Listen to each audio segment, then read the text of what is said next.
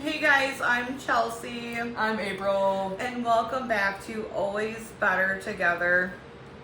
This is Gringo, and here's Kitty Pop. Today's side. Prince is still outside. So today's video, we're gonna kind of talk about. We're going to get more along the lines of the traditional roles that we play. And, gotta Earthquake. Sorry, I want to get you in the picture. Yes, queen. The traditional roles that we play in our marriage, and how we decided. I don't think we decided. I feel I think like it just happened. Yeah, Yeah, it just happened. for sure. So for me, I have always had a very strong mothering instinct. I've always been a provider in that sense. Nurturer. Mm-hmm. Yes. I do know. If dogs offend you, then Yeah, this is not the channel. It's not it. They offend you. Yeah, I've always been like a nurturer by nature. I get the most fulfillment out of caring for and providing for my loved ones in a way that is not monetary, not gifts. We'll get into different love languages in a separate video, but I think it took a while for you to learn my love language. Absolutely. Yeah. It was easily a couple of years of learning, honestly, even learning what a love language was, and learning about the different signs that there are for love language. So it was a process to understand that she's not what I thought when it came to what she needed for love. So well, you are what I need for love. but you know what I'm saying, like what you needed, as in like you didn't need these monetary gifts. You didn't need to be showered with gifts. Okay. That's what I'm talking about. Side note, I have counseled only 5 marriages, and I have honestly saved those marriages. Not only same-sex marriages, but man-woman marriages.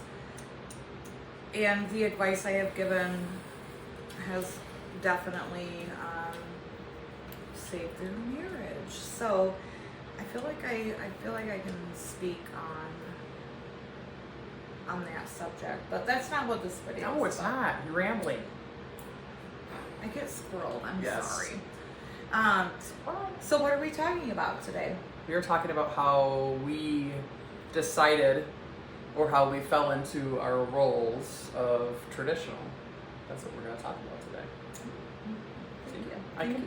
I can pay attention. Thank you, ma'am, for keeping me on track. Good Lord. So we both have always worked our whole lives. And then when we got married, I still felt like it was, I've always been like, The more homebodied part, the more traditional, I'm going to take care of the house, I'm going to cook, I'm going to clean, I'm going to do these traditional roles that a traditional female would do. And that's just kind of the role that you so like if you landed in. If you think back to like, I'm sorry, you guys are we have a very sick dog, and I can't stop petting her because she just wants love. So if you think back to like your mother and She was June Cleaver. and the role that she played.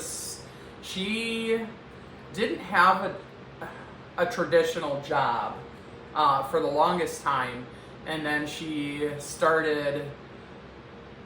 The older we got, she started going out of the house to do.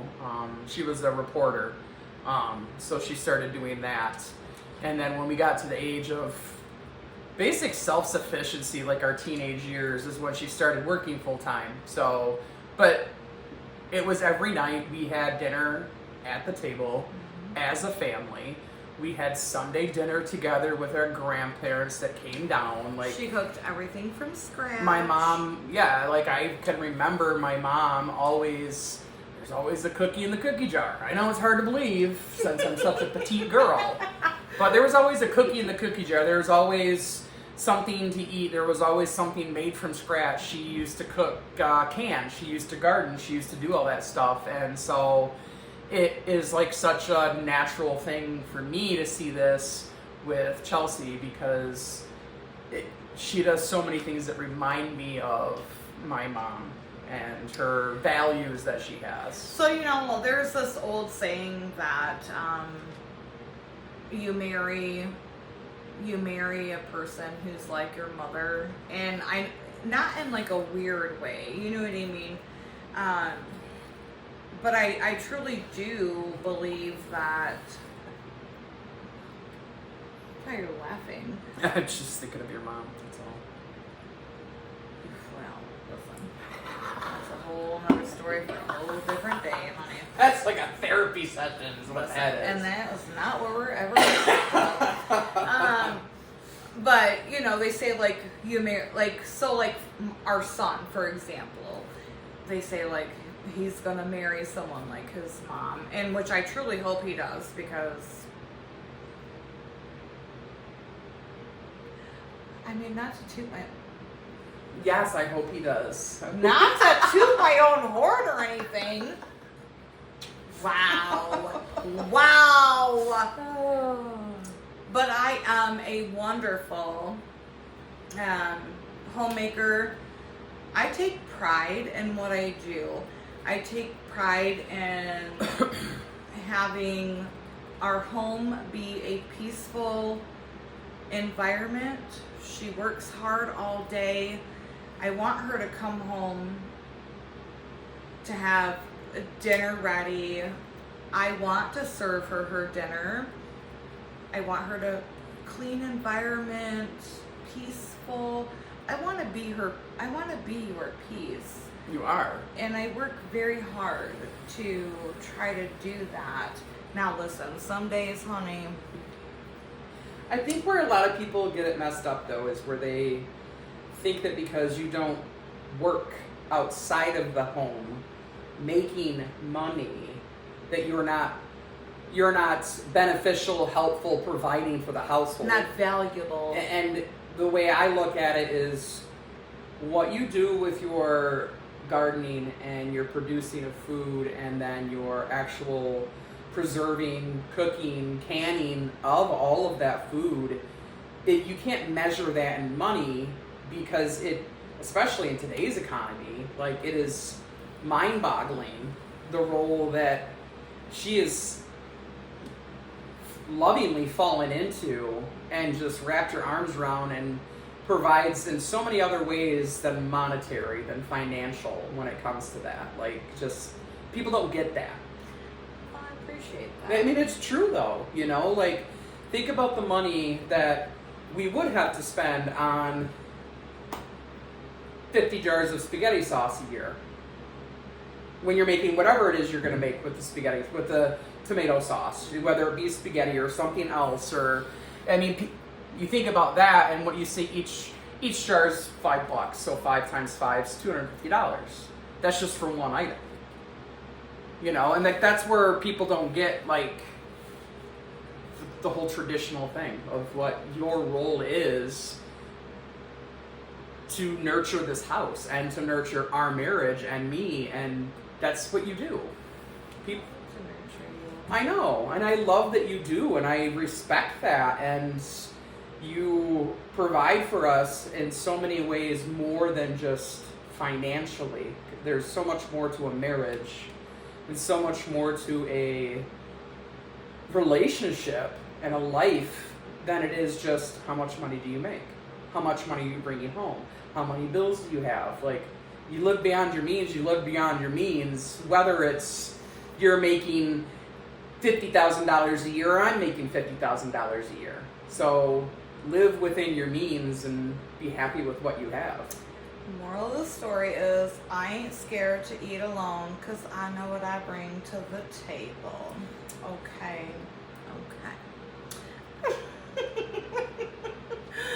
But no, in all seriousness, I was working up until COVID happened. I have always worked. So for those of you who don't know, I was a trauma nurse for a very long time. I was a hospice nurse. I could no longer do that line of work. It just literally drained my soul. Cooking is something I love to do, so I went to the restaurant biz, where ipso facto we met and we got married. If you haven't checked out the story of us, please go check out that video. So then COVID happened and I was told they couldn't afford my salary. And 2 months after COVID happened is when you had your stroke too. And that's when I think people. I don't think no one knows on this channel that I've had a stroke. So, literally, she was in the restaurant business, and obviously COVID. And if you're from, anything about what happened in Michigan, was just a lockdown everywhere for months, like a year on end. It felt like ridiculous. And I was in a completely different salaried role than she was, so I was basically told I had to work. I was deemed what they said an essential worker. I had to have something in my windshield to work. They didn't deem her part essential, so she stayed at home. Well, literally within 2 months, 2 days before my birthday, she had a stroke. We won't go into that night because that was an awful night for her, and it was, if I knew then what I know now, I would have done something about it then. But you didn't know. I had no idea. I had no idea what the signs were, because it was not what you would think is a traditional sign of a stroke, of her, all of a sudden her left side's going numb. She's, that was not at all the signs that we got for her having her stroke. We're very fortunate. We deal with things with humor. We kind of have to. If you're not laughing, you're crying. Yeah, now every year we literally say, oh, it's your stroke anniversary. Like, hey, we made it through another year, But that first year was really hard because it was the what if. What if she has another stroke? Because the probability of me having another stroke and it being a major stroke. Yes. Or it taking It was extremely heightened. Extremely heightened that first year, and it was pins and needles for that whole year. And I think we did the best that we could with the situation and the scenario. We truly feel that we are blessed. Absolutely. To be able to, yes, she's had a stroke, but the worst thing, I think the worst thing that you got from it was, you found out that you have something else, and you can't see but 10% out of one eye. So I just don't let her drive anymore because she's a bad driver. But listen, she wouldn't let me drive it because I have road rage. yes, she does. Listen, don't be driving in the fast lane if you're going 5 miles over the speed limit. Like, get over in the slow lane. That was a huge catalyst, though, too, for us more so than anything, that it makes you stop and put everything into perspective. And COVID was stressful for a lot of people for a lot of different reasons. We're not going to get into the political shit of it. It was definitely stressful for everybody for different reasons, and I would never imagine our lives continuing the way that they were before the stroke. But now that you've had the stroke, it's almost as if it's some weird blessing in disguise. And that's, I guess, how I look at it, because it really made me stop and think, we don't need to go on these lavish trips. We don't need to buy these lavish things. We don't need to have a brand new vehicle and all this crap, because really at the end of the day, what's important is what's sitting next to you, what you have with that person, the connection you have, and the realization of, I want you by my side every day for the rest of my life. And that's kind of how it really was a huge catalyst for us. We were already in our roles, so to say, but when she had her stroke, it was definitely you know what, you don't need to go back to work. We will figure it out no matter what it is. We've been very honest with each other about the finances, and we had to have that conversation. That's a different video. Thing. But now we're very honest with, literally just transferred everything that we need for bills, and what has to go into savings, this is where we're sitting. Like, there's no just magically pulling out a credit card. That's not what we do. We don't have credit cards. Yeah, probably because we don't have credit cards. We definitely did the work to get rid of them. Debt-free of credit cards. We still have a mortgage to pay. I wish I could magically wave that away, but we still have a mortgage. Mm-hmm. That is the only debt that we have. We have no credit cards. No student loan. Nope. Nothing. Listen, that's a whole nother conversation for a whole nother day too. But I have no student loans. I worked my way, honey, through paying off that. So yeah, it was just, it's always been in my nature to nurture, and to take care of people, and I'm very lucky. I'm very lucky. We're both very lucky. Let's not make this a love fest, because nobody wants Well, no, to but see I mean, that.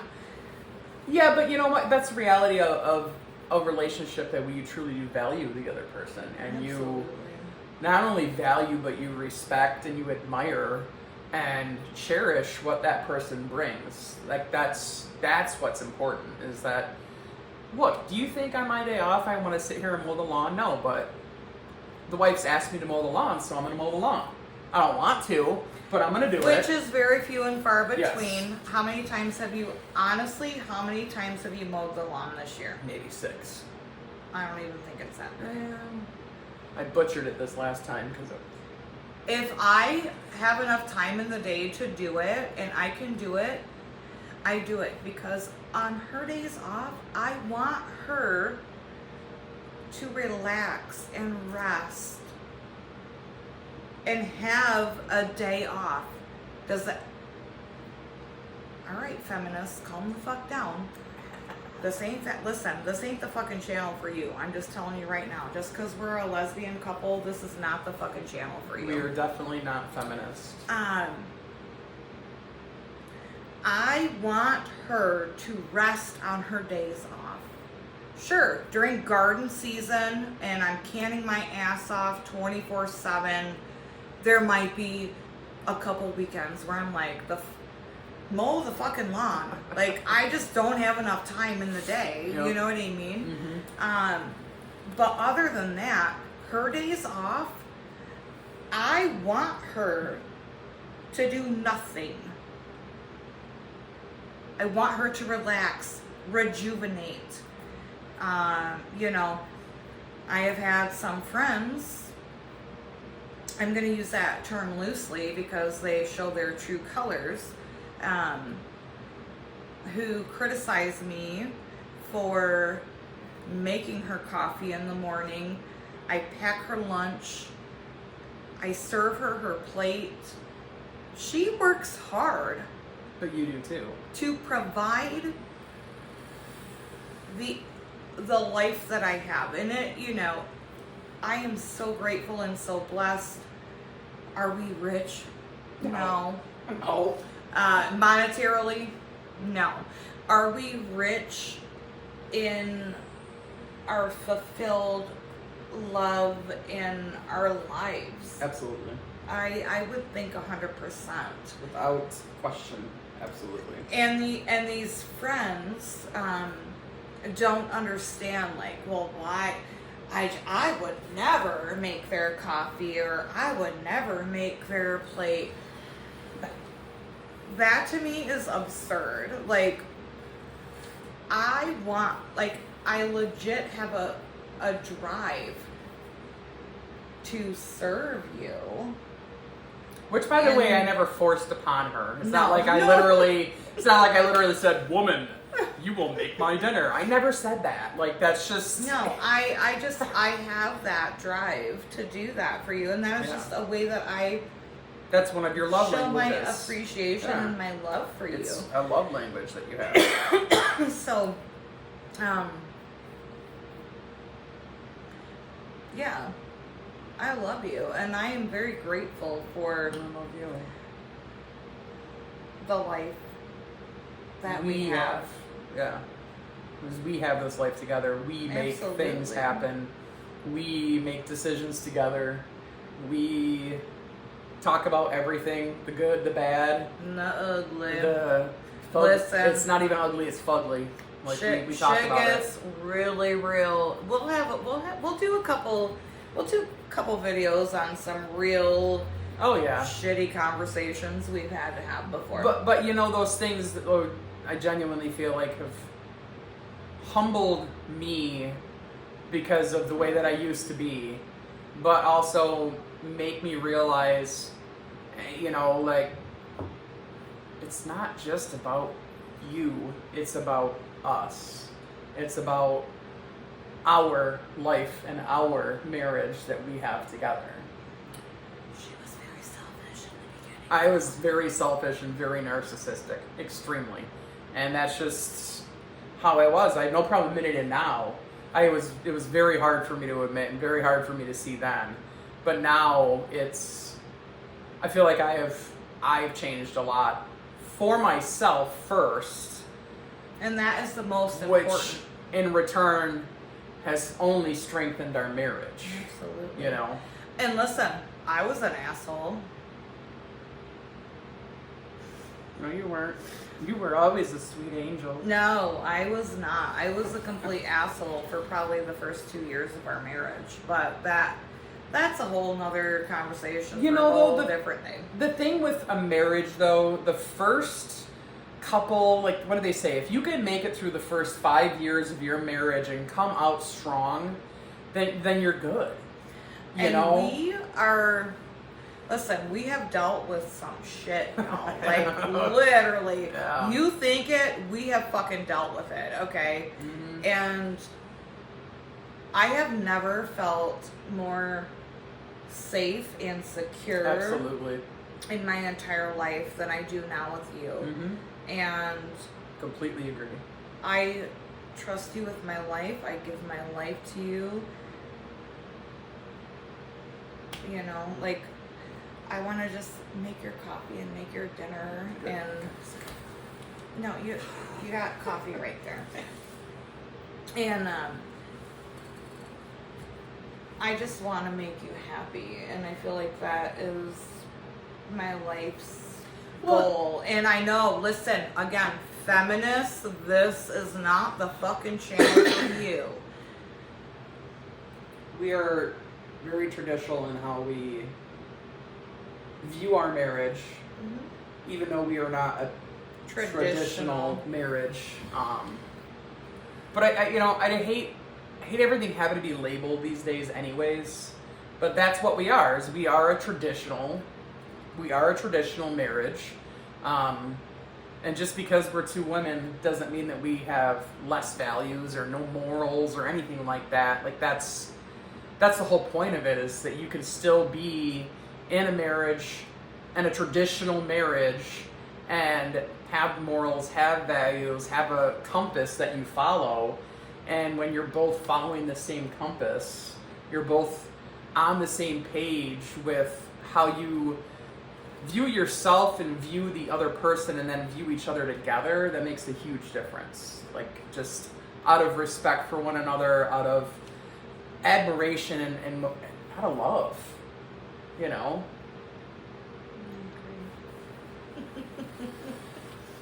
All right, so in closing, you guys, that's how I am, the stay-at-home, do everything. She makes the bacon, or Terry, what is it that you say? She brings home the bacon, and I fry the shit. Okay. Yeah, that's what you say. I don't like bacon, though. I love bacon. And that's what makes it even more perfect. She gives me her pickles, I give her my bacon. It's so true, too. Literally. We went out for burgers the other day. Her burger had bacon on it, and she hands me her burger, the bacon, and I'm like, oh my God. But yet here are like 10 pickles on my plate. I'm like, oh God. I love pickles. It was perfect. Anyway, we're getting off topic here, Sorry. folks. I digress. We would love to, we already know what videos we're doing, but if you guys have any questions for us or a topic you would like to see us discuss, our email is in the description below. Please don't hesitate to reach out. We truly do appreciate the support that y'all have given so far. Tell your friends to subscribe. Get subscribing, y'all. Yeah, hit that notification bell. Hit that. Is that what that is? Yeah. I don't have any social media. I don't know. She doesn't have social media. No, we do that. She's not allowed to. She's a secret agent. Oh, sorry, I wasn't supposed to tell. Good night. Good night, Chelsea. Anyways, I still haven't come up with a very good tagline for the end, but I will have it for the next video. So I just want to say thanks for being here. Thanks for listening. I hope you, at least it was entertaining, y'all. She's definitely entertaining. I think we're pretty entertaining. So until next Monday. Look at Maisel sleeping. What's a little tiny beso? What's a little beso? Oh, uno beso, por favor. Come down here. Uno beso, uno beso, por favor. Sorry, Señor. it's getting a little weird now. All right, friends. We will see y'all in the next video. I'm sorry. Say bye, April. Bye, April. Bye, friends.